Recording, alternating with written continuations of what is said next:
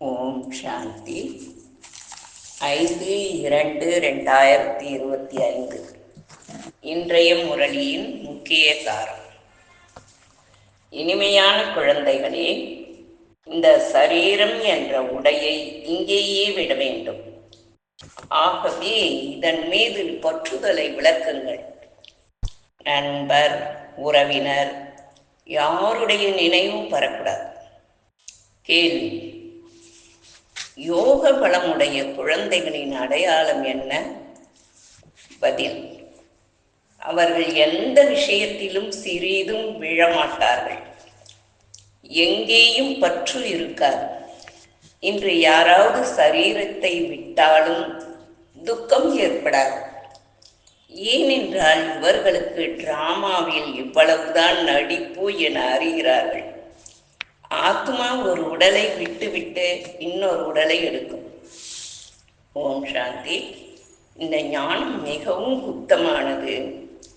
இதில் நமஸ்காரம் கூட கூற வேண்டியதில்லை. உலகத்தில் நமஸ்காரம் மற்றும் ராம் ராம் என கூறுகிறார்கள். இங்கே இந்த விஷயங்கள் எதுவும் தேவையில்லை. ஏனென்றால் இது ஒரு குடும்பமாகும். குடும்பத்தில் ஒருவருக்கொருவர் நமஸ்காரம் அல்லது காலை வணக்கம் கூறுவது அவ்வளவு அழகல்ல. மேலும் நீங்கள் பாப்தாதா நமஸ்காரம் என்கிறீர்கள். பாபா உடலை உடைய ஆன்மீக குழந்தைகளே நமஸ்காரம் என்கிறார். ஆனால் இவ்வளவு நீளமாக கூறுவது அழகாக இல்லை. வார்த்தைகள் சரியாகும். இப்போது நீங்கள் உடலை உடைய குழந்தைகளாகவும் இருக்கிறீர்கள், ஆன்மீக குழந்தைகளாகவும் இருக்கிறீர்கள். ஷோபாபா அனைத்து ஆத்மாக்களுக்கும் தந்தையாக இருக்கிறார். மேலும் பிரஜாபிதாவும் இருக்கிறார். பிரஜாபிதா பிரம்மாவின் வாரிசுகள், சகோதரன் சகோதரிகள். இல்லற மார்க்கம் ஆகிவிடுகிறது. புரிந்து கொள்ள வேண்டிய விஷயங்களாகும். மேலும் மகாபாரத போர் ஏற்பட்டு விட்டால் கொசு கூட்டங்களைப் போல் இறப்பார்கள் என குழந்தைகளுக்கு தெரியும். இயற்கை சீற்றங்களும் ஏற்படும். உலகில் முழுவதும் மாறுகிறது. இங்கிலாந்து, ரஷ்யா பாருங்கள், எவ்வளவு பெரியதாக இருக்கிறது. சத்தியுகத்தில் இவைகள் இருந்ததா? நம்முடைய ராஜ்யத்தில் இவர்கள் யாரும் இல்லை என்பதும் இந்த உலகில் யாருடைய புத்தியிலும் இல்லை. ஒரே தர்மம், ஒரே ராஜ்யம் இருந்தது. உங்களில் ஒரு சிலர் புத்தியில் தான் நன்கு பதிவாகிறது. ஒருவேளை பதிவாகியது என்றால் எப்பொழுதும் போதை ஏறிக்கொண்டே இருக்கும். பிரம்மா மூலமாக ஸ்தாபனை, சங்கர் மூலமாக அழிவு, விஷ்ணு மூலமாக பாலனை என்கிறார்கள். சரி, பிறகு சிவனின் வேலை என்ன? உயர்ந்ததிலும் உயர்ந்த ஷோபாபாவை பற்றி யாருக்கும் தெரியவில்லை. அவர் சர்வவியாபி என்கிறார்கள். அனைத்தும் அவருடைய ரூபம் என்கிறார்கள்.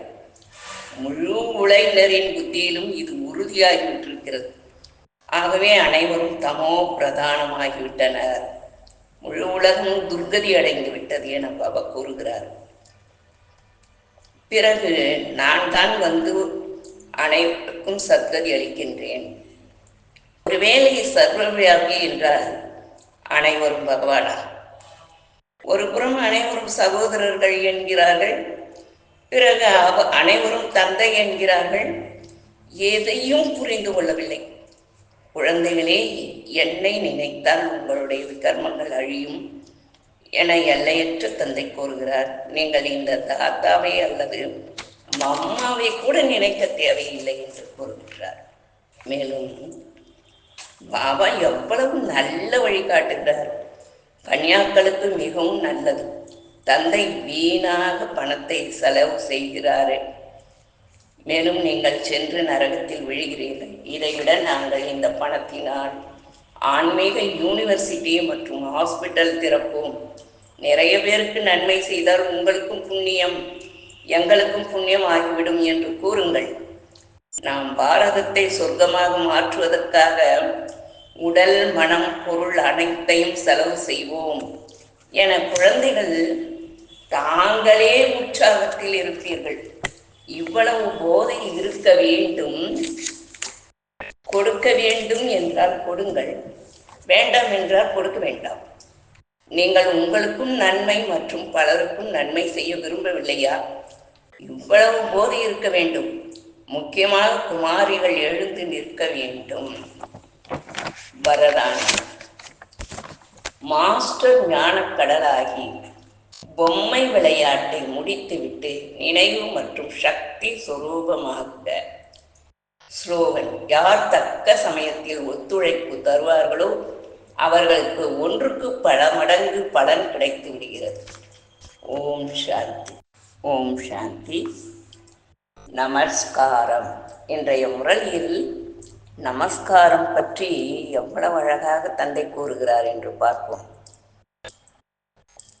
இதில் நமஸ்காரம் கூட கூற வேண்டியதில்லை. உலகத்தில் நமஸ்காரம் மற்றும் ராம் ராம் என கூறுகிறார்கள். இங்கே இந்த விஷயங்கள் எதுவும் இல்லை. ஏனென்றால் இது ஒரு குடும்பமாகும். குடும்பத்தில் ஒருவருக்கொருவர் நமஸ்காரம் அல்லது காலை வணக்கம் கூறுவது அவ்வளவு அழகல்ல. வீட்டில் உணவு சாப்பிடுவார்கள், அருந்துவார்கள், அலுவலகத்திற்கு செல்வர், பிறகு வருவர். இது நடந்து கொண்டு இருக்கிறது. வணக்கம் தெரிவிக்க வேண்டிய அவசியம் இல்லை. குட் மார்னிங் சொல்லக்கூடிய பேஷன் கூட ஐரோப்பியர்களிடம் இருந்து வந்திருக்கிறது. இல்லை என்றால் முன்பு இவ்வாறு சொல்லவில்லை. சிலர் சத்சங்கங்களில் சந்திக்கிறார்கள், வணங்குகிறார்கள், காலில் விழுகிறார்கள். இந்த காலில் விழுதல் போன்றவை பணிவிற்காக கற்பிக்கிறார்கள். இங்கேயோ குழந்தைகளாக நீங்கள் ஆத்ம உணர்வுடையவர்களாக வேண்டும். ஆத்மாவிற்கு என்ன செய்யும்? இருப்பினும் சொல்ல வேண்டியிருக்கிறது. பாபா நமஸ்காரம் என்று பாபாவிற்கு கூறுவார்கள். இப்போது நான் சாதாரண பிரம்மா உடலில் உங்களுக்கு படிக்க வைக்கிறேன். இவர் மூலமாக ஸ்தாபனை செய்கிறேன் என பாபா கூறுகிறார். எப்படி? பாபா நேரில் வரும்போதுதான் புரிய வைக்க முடியும். இல்லை என்றால் யார் எப்படி புரிந்து கொள்ளுவார்கள்? இந்த தந்தை நேர் எதிரில் அமர்ந்து குழந்தைகளுக்கு புரிய வைக்கிறார். பாப்தாதா நமஸ்காரம் என இருவருக்கும் நமஸ்காரம் செய்ய வேண்டியிருக்கிறது. வெளியில் இருப்பவர்கள் பாப்தாதா என்று கூறுவதை கேட்டால் இது என்ன என குழம்பி போவார்கள். பல மனிதர்களுக்கு 2 பெயர்கள் இருக்கிறதல்லவா? லக்ஷ்மி நாராயணன் மற்றும் ராதாகிருஷ்ணன் என்று கூட பெயர்கள் இருக்கிறது. இது கணவனும் மனைவியும் இணைந்தது போல் ஆகிவிட்டது. இப்போது இவரோ பாப்தாதா நிச்சயம் பாபா பெரியவர். இந்த பெயர்கள் 2ஆக இருக்கலாம், ஆனால் ஒருவர் தான் அல்லவா? பிறகு ஏன் 2 பெயரை வைத்திருக்கிறார்கள்? இப்பொழுது இந்த பெயர் தவறு என குழந்தைகளாக நீங்கள் புரிந்து கொள்கிறீர்கள். பாபாவை வேறு யாரும் புரிந்து கொள்ள முடியாது. நீங்கள் பாப்தாதா நமஸ்காரம் என்கிறீர்கள். பாபா உடலை உடைய ஆன்மீக குழந்தைகளே நமஸ்காரம் என்கிறார். ஆனால் இவ்வளவு நேரமாக நீளமாக கூற வேண்டியது அழகாக இல்லை, வார்த்தைகள் சரியாகும். இப்போது நீங்கள் உடலை உடைய குழந்தைகளாகவும் இருக்கிறீர்கள், ஆன்மீக குழந்தைகளாகவும் இருக்கிறீர்கள். சிவபாபா அனைத்து ஆத்மாக்களுக்கும் தந்தையாக இருக்கிறார். மேலும் பிரஜாபிதாவும் இருக்கிறார். பிரஜாபிதா அனைவரும் பிரம்மகுமாரிகள். பிரம்மகுமாரிகள் ஆவதால் பிரஜாபிதாவும் நிரூபணமாகிறது. இதில் மூட நம்பிக்கை எதுவும் இல்லை. பிரம்மகுமாரிகளுக்கு தந்தையிடமிருந்து சொத்து கிடைக்கிறது என கூறுங்கள். பிரம்மாவிடமிருந்து கிடைக்காது. பிரம்மாவும் சிவபாபாவின் குழந்தை. அவர் கூட அவர்கிட்ட இருந்துதான் நினைவின் மூலம் சொத்து எடுக்கின்றார். ஓம் சாந்தி. ஓம் சாந்தி. இன்றைய முரளியில் பாபா தரகர், நான் கூட தரகர் யார் என்பதை உங்களுக்கு சரியாக புரிய வைக்கிறேன், புரிந்து கொள்ளுங்கள். பிரம்மா மூலமாக ஸ்தாபனை, சங்கர் மூலமாக அழிவு, விஷ்ணு மூலமாக பாலனை என்கிறார்கள். சரி, பிறகு சிவனின் வேலை என்ன? உயர்ந்ததிலும் உயர்ந்த சிவபாபாவை பற்றி யாருக்கும் தெரியவில்லை. அவர் சர்வவியாபி என்கிறார்கள். அனைத்தும் அவருடைய ரூபம் என்கிறார்கள். முழு உலகினரின் புத்தியிலும் இது உறுதியாகிவிட்டிருக்கிறது. ஆகவே அனைவரும் தமோ பிரதானமாகிவிட்டனர். முழு உலகமும் துர்கதி அடைந்து விட்டது என பாபா கூறுகிறார். பிறகு நான் தான் வந்து உங்கள் அனைவருக்கும் சத்கதி அளிக்கிறேன். ஒருவேளை சர்வவியாபி என்றால் அனைவரும் பகவானா? ஒரு புறம் அனைவரும் சகோதரர்கள் என்கிறீர்கள், பிறகு அனைவரும் தந்தை என்கிறார்கள். எதையும் புரிந்து கொள்ளவில்லை. குழந்தைகளே, என்னை நினைத்தால் உங்களுடைய கர்மங்கள் அழியும் என எல்லையற்ற தந்தை கூறுகிறார். நீங்கள் இந்த தாத்தாவை கூட அல்லது மம்மாவை கூட நினைக்கக்கூடாது. மம்மாவும் இல்லை, பாபாவும் இல்லை, யாருக்கும் எந்த மகிமையும் இல்லை என பாபா கூறுகிறார். ஷோபாபா இல்லை என்றால் இந்த பிரம்மா என்ன செய்வார்? இவரை நினைப்பதால் என்ன கிடைக்கும்? ஆம், இவர் மூலமாக நாம் தந்தையிடமிருந்து சொத்தை அடைந்து கொண்டிருக்கிறோம். இவரிடம் இருந்து இல்லை, இந்த பிரம்மாவிடம் இருந்து சொத்தை நாம் அடைவதில்லை. இவரும் சிவபாபாவிடமிருந்து சொத்தை அடைகிறார். எனவே சிவபாபாவைத்தான் நாம் நினைக்க வேண்டும். இவர் இடையில் தரகர் ஆவார்.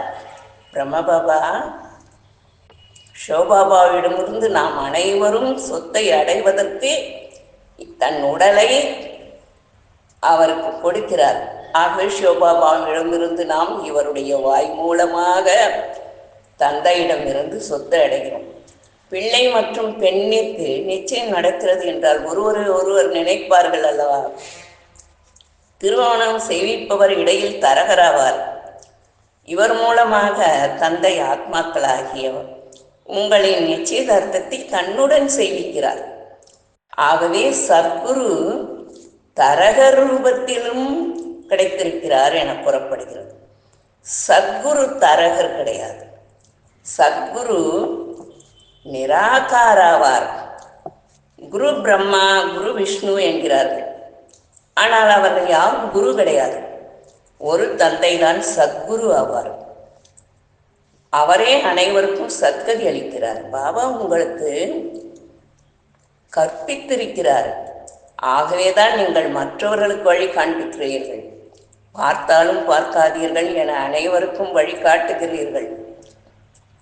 புத்தி சிவபாபாவிடம் இணைந்திருக்கிறது. இந்த கண்களால் பார்ப்பவைகள் அனைத்தும் சுடுகாடாக போகிறது. ஒரு தந்தையை நினைக்க வேண்டும். இவரையும் நினைக்கக்கூடாது. இவரிடமிருந்து சொத்து கிடைக்காது என புத்தி கூறுகிறது. தந்தையிடமிருந்து தான் சொத்து கிடைக்க வேண்டும். தந்தையிடம்தான் செல்ல வேண்டும். புத்தி கூட மாணவர்களை நினைப்பார்களே என்ன? மாணவர்கள் ஆசிரியர்களைத்தான் நினைப்பார்கள். பள்ளிக்கூடத்தில் புத்திசாலி குழந்தைகள் மற்றவர்களையும் தூக்கி நிறுத்துவதற்கு முயற்சி செய்வார்கள். அதே போன்று ஒருவரை ஒருவர் உயர்த்துவதற்கான முயற்சி செய்யுங்கள் என்று பாபாவும் கூறுகிறார். ஓம் சாந்தி. பரமசிவனின் சிவசக்திகள் தோன்றின.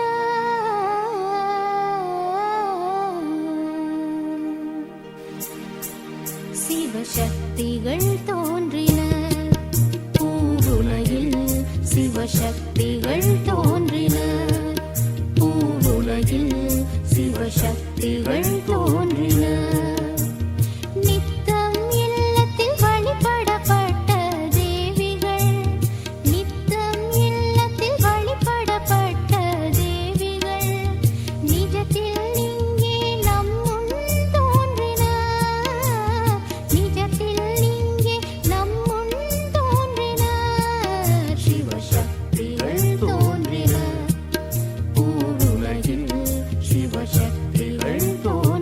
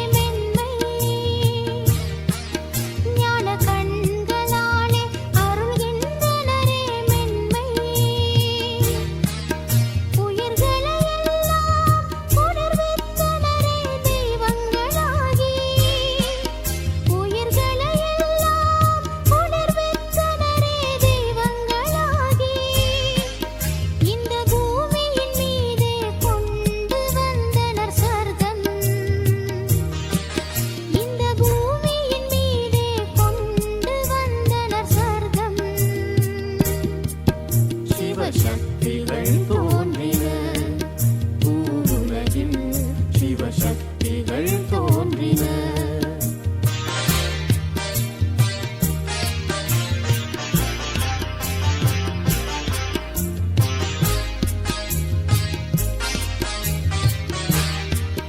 துர்க்குணங்களை அழித்து துர்க்கையை நீக்குவர் துன்பம். துர்க்குணங்களை அழித்து துர்க்கையை நீக்குவர் துன்பம். கடுமிகழ்ச்சியை கூட காளியாக களைவர். கடுமிகழ்ச்சியை கூட காளியாக களைவர். பெரும் திருப்தியின் தேவியாய் வழங்குகின்றன திருப்தி. பெரும் திருப்தியின் தேவியாய் வழங்குகின்றன திருப்தி. சிவசக்திகள் தோன்றின. பூவுலகில் சிவசக்திகள் தோன்றின.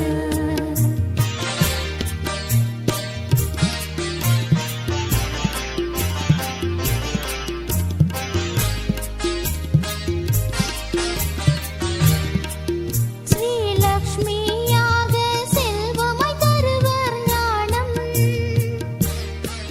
ஸ்ரீலக்ஷ்மியாக செல்வமாய் தருவர் ஞானம். ஸ்ரீ சரஸ்வதியாக மீட்டுவர் ஞான வீணை. ஸ்ரீ சரஸ்வதியாக மீட்டுவர் ஞான வீணை. நல்வரங்களை எல்லாம் அருளுவர் எல்லையின்றே. நல்வரங்களை எல்லாம் அருளுவர் எல்லையின்றே. சிவசக்திகள் தோன்றின.